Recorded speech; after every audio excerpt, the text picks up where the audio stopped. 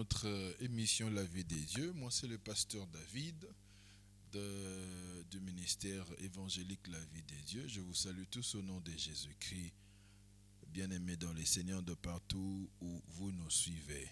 Nous sommes là encore pour donner la parole des dieux, un enseignement qui est très important pour l'édification de l'Église, pour sauver des âmes, pour emmener les peuples de Dieu à marcher selon la parole de Dieu et la pensée que Dieu nous a donnée en cette année 2023. Cette fois-ci, nous allons parler de la puissance. La puissance qui est simplement définie par le pouvoir d'imposer son autorité, le droit de commander, d'obliger quelqu'un ou à faire quelque chose, Je me résume seulement dans cette définition où je voudrais que chacun de nous comprenne que la puissance est juste la capacité de s'imposer.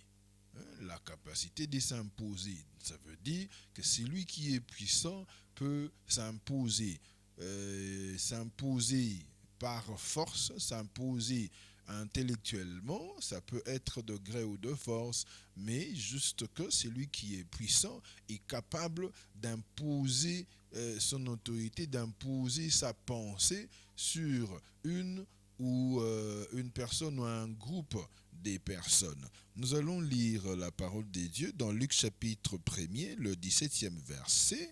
Luc chapitre 1, le verset 17, la Bible dit ceci, et on parle de Jean-Baptiste. Il marchera devant Dieu avec l'esprit et la puissance d'Élie pour ramener les cœurs des pères vers les enfants et les rebelles à la sagesse des justes, afin de préparer au Seigneur un peuple bien disposé. Je voudrais reprendre ce passage, Luc chapitre 1er, le 17e verset. Il est écrit ainsi: il marchera devant Dieu avec l'esprit et la puissance d'Élie pour ramener les cœurs des pères vers les enfants et les rebelles à la sagesse des justes, afin de préparer au Seigneur un peuple bien disposé. J'ai dit, on parle de Jean-Baptiste. Il s'agit bien de la prophétie ou de la conversation de l'ange et les pères de Jean-Baptiste,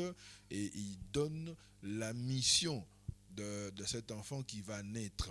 Et ici, la Bible explique que Jean-Baptiste viendra avec une autorité, une capacité de s'imposer pour accomplir son travail. Ça veut dire, tout ce qu'on a donné, tout ce qu'on a cité comme mission de Jean-Baptiste ne pouvait s'accomplir, ne pouvait se réaliser que si cette puissance agissait en lui, si il avait en lui cette possession.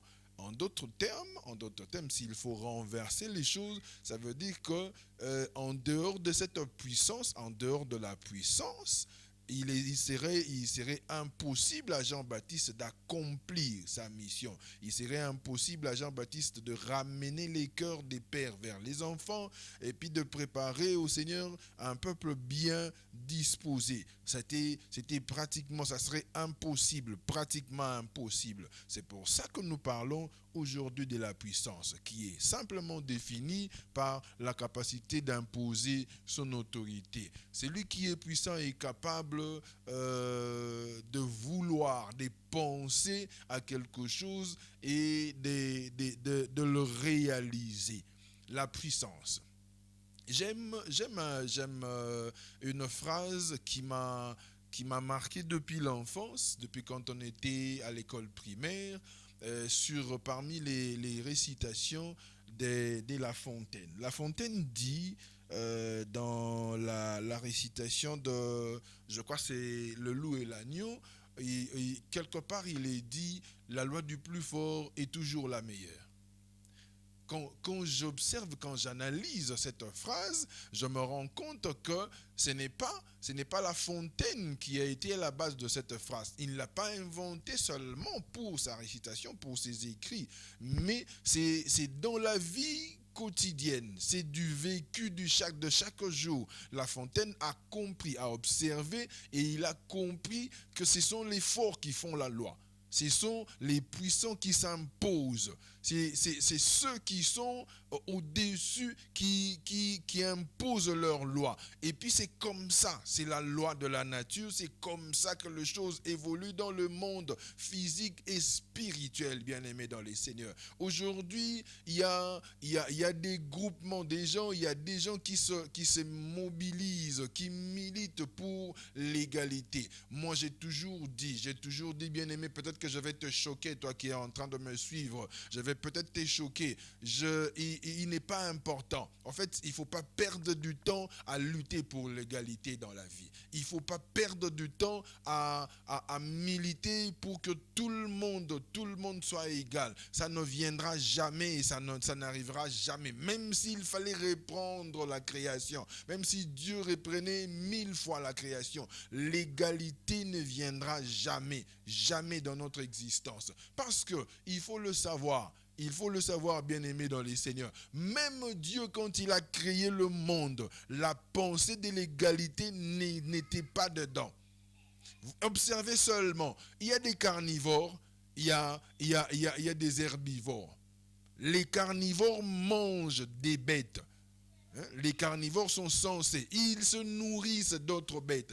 Les herbivores mangent des herbes. Ça veut dire que, en fait, Dieu a établi une hiérarchie et qu'il y a des plus grands, il y a de ceux qui sont au-dessus, il y a aussi de ceux qui sont en dessous. C'est là et comme ça.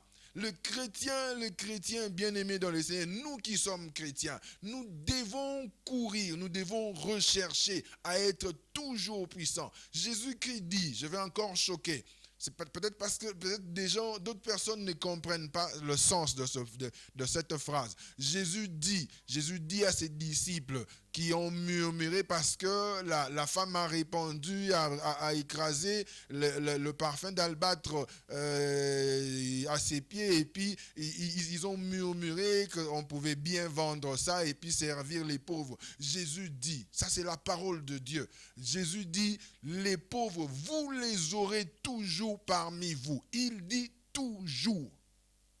Et cette parole ne reste pas ou n'est pas restée dans le temps des apôtres. Cette parole est encore d'actualité maintenant. Les pauvres, nous les aurons toujours parmi nous. Ça veut dire qu'il y aura des riches, il y aura des pauvres. Ça ne sert à rien de devenir méchant parce que quelqu'un est en train de prospérer. Ça ne sert à rien d'avoir un mauvais cœur contre ceux. Il ne faut même pas devenir méchant à cause de sa situation vis-à-vis des autres, mais de travailler pour devenir puissant. Bien-aimé dans les Seigneurs, la Bible dit, ton Dieu ordonne que tu sois puissant. Dieu ne supplie pas, Dieu ne demande pas, Dieu donne un ordre, parce que où tu es puissant ou tu es écrasé. C'est comme ça dans la vie, que ce soit dans la vie chrétienne, que ce soit dans les séculiers. Quand on n'est pas puissant, on sera écrasé. Ou on se soumet, ou on est écrasé. Celui qui ne veut pas être écrasé doit lutter pour être puissant. Bien-aimé dans les Seigneurs, cherchez la puissance et que Dieu vous bénisse.